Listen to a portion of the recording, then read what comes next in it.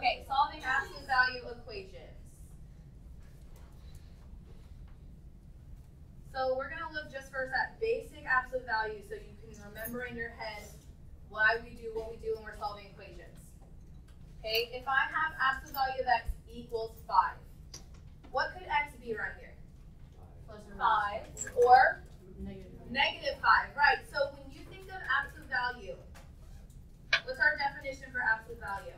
Distance from 0. Perfect. Distance from 0. So from 0 to 5, that distance is 5. But I can also have the distance from 0 to negative 5. That distance is also 5. Okay, so here I could say x equals 5 or x equals negative 5. Two solutions here. And if you want to write yourself a note, absolute value is just the distance from 0.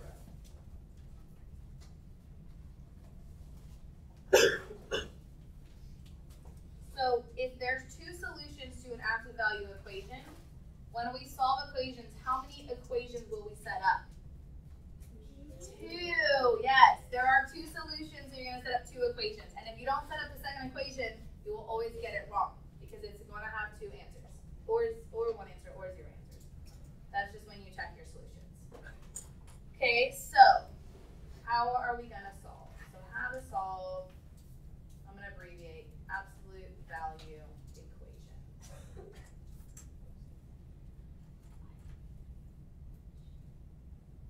So a couple steps that we're going to go through so that hopefully you always do them correctly. Hopefully.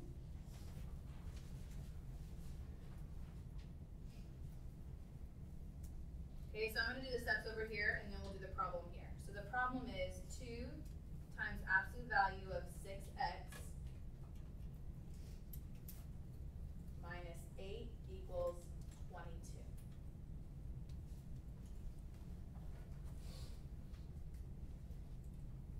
So step 1, isolate the absolute value. That's the very first thing. If your absolute value is not by itself, you can't split it up into your 2 equations.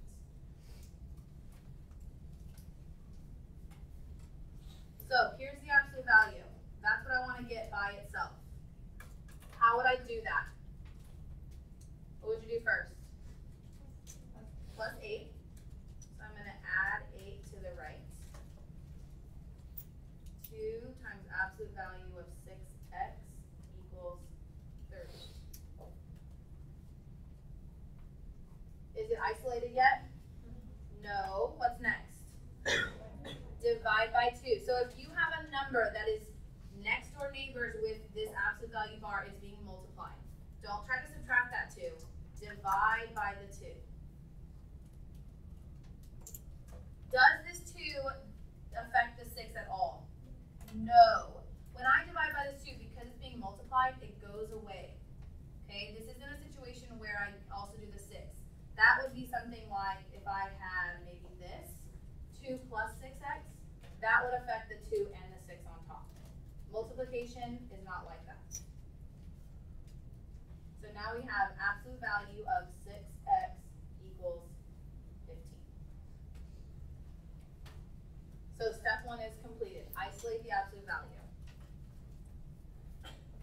Okay, so once the absolute value by itself, here's where we're going to make 2 equations.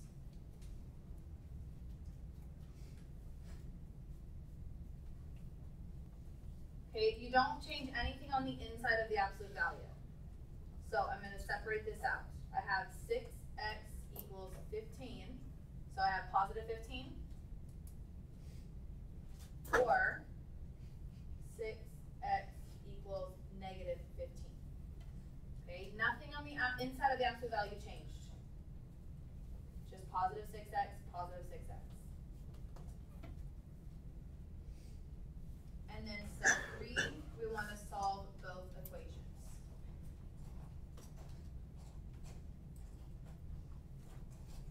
And that's the part that most of you guys are great at. How do I solve for x? Divide by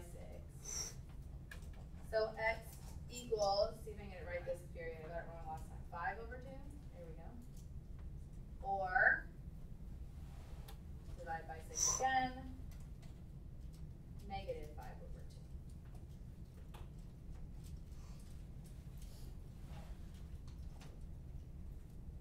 So really, in any equation, you want to check your solution, but especially with absolute value, because you want to make sure they work.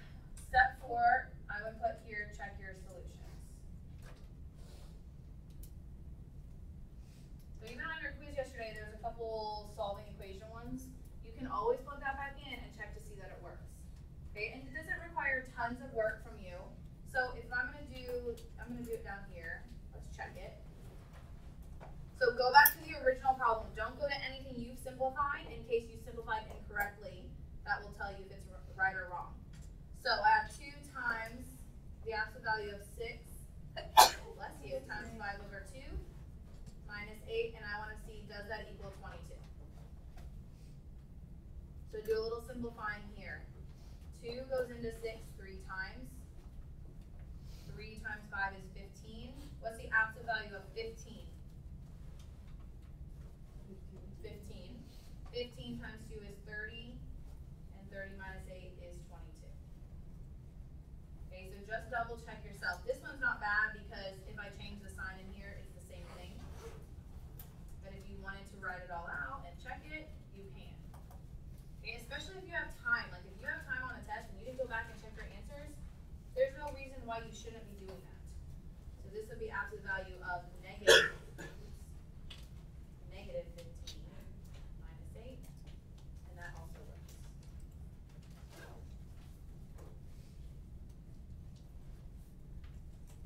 All right, so we're going to work a few more examples together.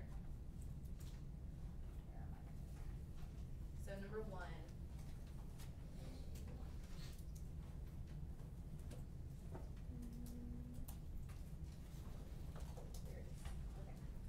Absolute value of negative 9x equals 36. I'll box it, that's the problem. So step 1, isolate the absolute value. Is it isolated? Yeah. Yes, it is. Step 2, what do? Bless you. 2 equations. So again, nothing inside the absolute value changes. Bless you. So this is negative 9x equals 36. What's my other equation? Negative 9x equals negative 36. I'll put a little or in the middle. And then solve for x. So divide by negative 9. X equals negative 4. Divide by negative 9. X equals positive 4.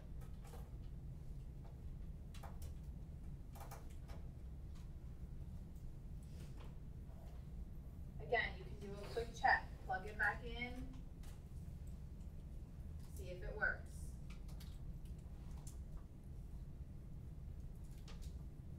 So negative 9 times negative 4 is 36. Absolute value of 36 equals 36, so that works. The other one, these don't require too much work. Absolute value of negative 36 is also 36, so it works. The hard ones to plug back in are the ugly fractions, because you sometimes don't want to waste your time with it, but sometimes it's worth it. Okay, next one. 3 times the absolute value of 2w minus 1 equals 21.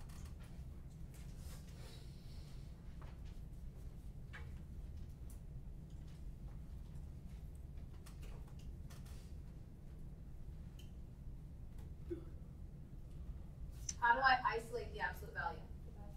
Divide by 3. Right, remember, if that 3 or whatever number is here is next door neighbors with this, it's multiplying. So I'm going to divide by the 3. Divide by the 3. And it goes away. It's not still there. Absolute value of 2w minus 1 equals 7. Split up your 2 equations. And really grading your quizzes and tests and kind of seeing how you guys are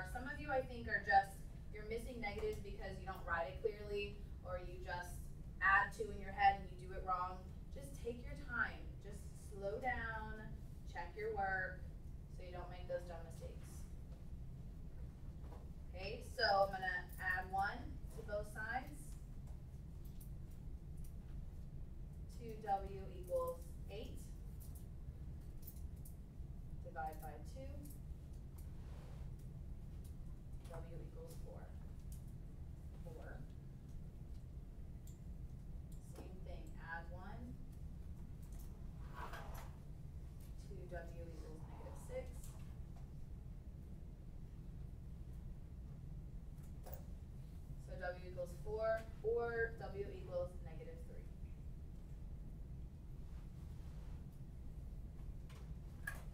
You might also see something like this. So if you see those squiggle brackets with your two numbers inside, it's not a coordinate point, those are your solutions. So sometimes on standardized testing, they'll do that, but it's the same thing. 4, negative 3, 4, negative 3. They're both solutions of that equation. Okay, I think I have just a few more for you. Number 3.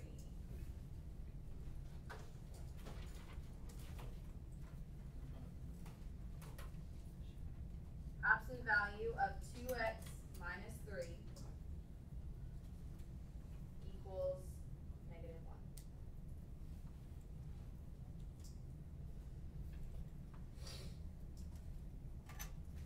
Is the absolute value by itself? Yes, so we can go ahead and split it up. 2x minus 3 equals negative 1. Or 2x minus 3 equals positive 1. So go ahead and solve for x. After you get x equals, check your solution.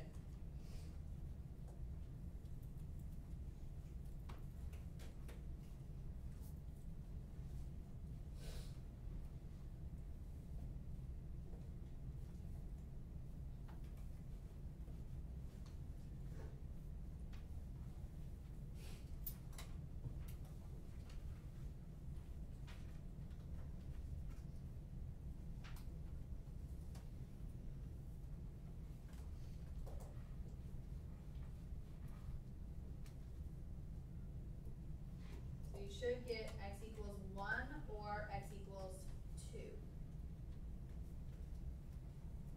Has anyone checked their solutions yet?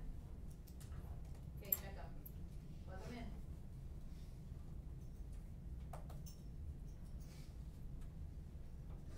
So if I plug positive 1 in, I have 2 times 1 minus 3. So that's absolute value of negative 1 equals negative 1. What's the absolute value of negative 1? 1. Does 1 equal negative 1? No.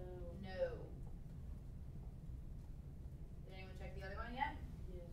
Does it work? No. No. So same thing, you get what? Positive 1? Yes. And it doesn't equal negative 1. So what's our answer here? No solution.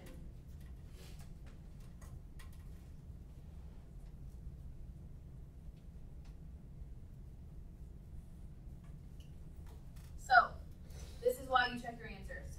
If though, when we started this problem, did anyone see this and think that this negative was weird at all? Yeah?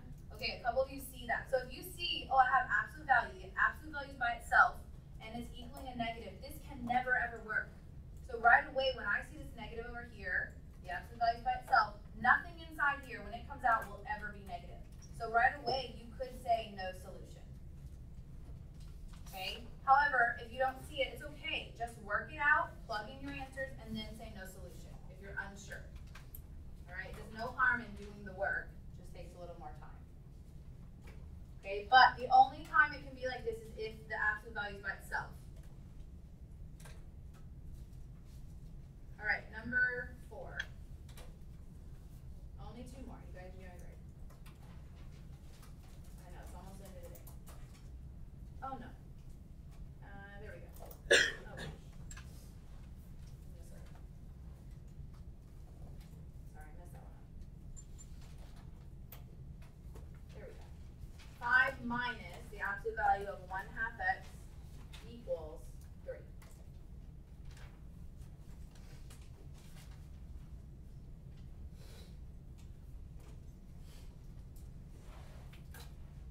Okay, so I need to isolate the absolute value here. This is where I want you to be extra careful because a lot of people mess this part up. What's in front of the absolute value sign? Negative 1. Okay, so that is what's next door neighbors. That's what's being multiplied. How do I get rid of the 5? Subtract 5. Okay, I don't divide by the 5. So that's why I talk about it being next door neighbors. If it's not right by it, it's not being multiplied.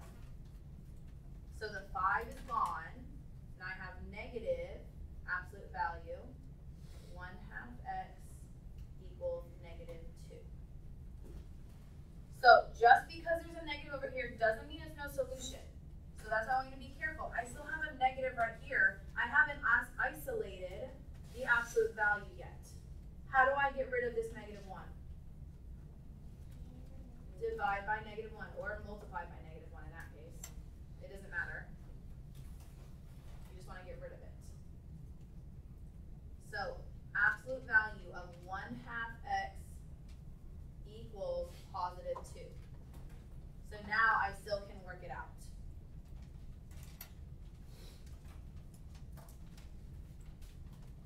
So once it's isolated, split it up. 1/2 x equals 2, or 1/2 x equals -2.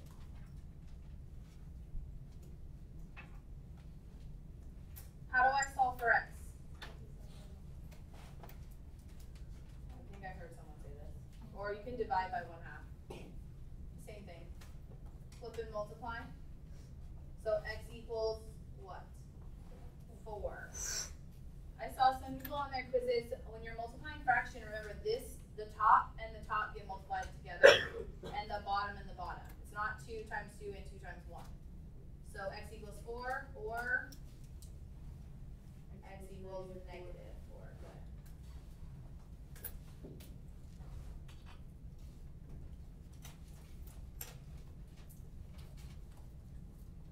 And of course, I want you to check. But I'm going to do one more with you and give you some time so you can work on your worksheet. They both work if you plug them back in. Okay, so the last one has some fractions in it. That's why I want to do it with you to make sure some of you are still getting that fraction practice. So I think I'm on number 5.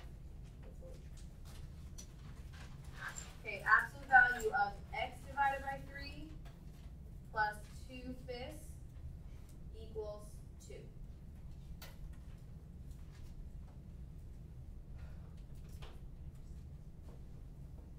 So the absolute value is isolated, so you can go ahead and split it up. You don't have to do any work before that. So x over 3 plus 2 over 5 equals 2, or x over 3 plus 2 over 5 equals -2.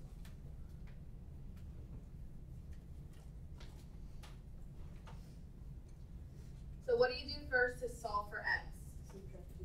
Subtract 2/5.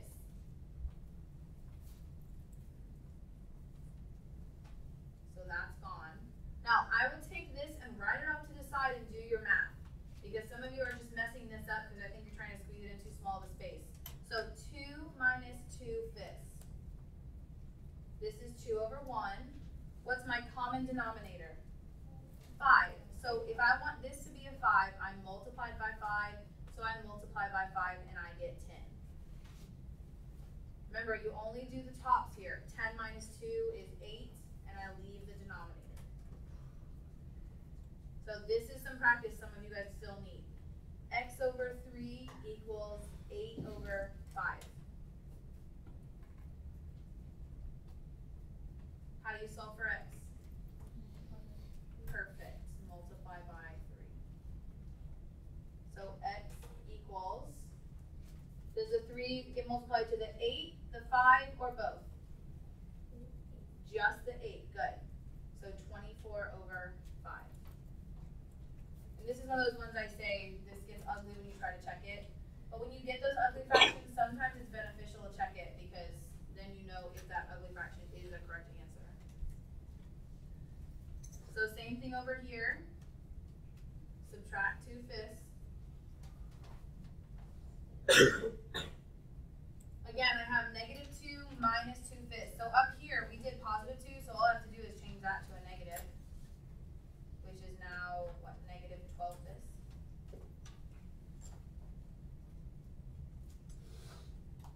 And then same thing, multiply by 3. So x equals -36 over 5.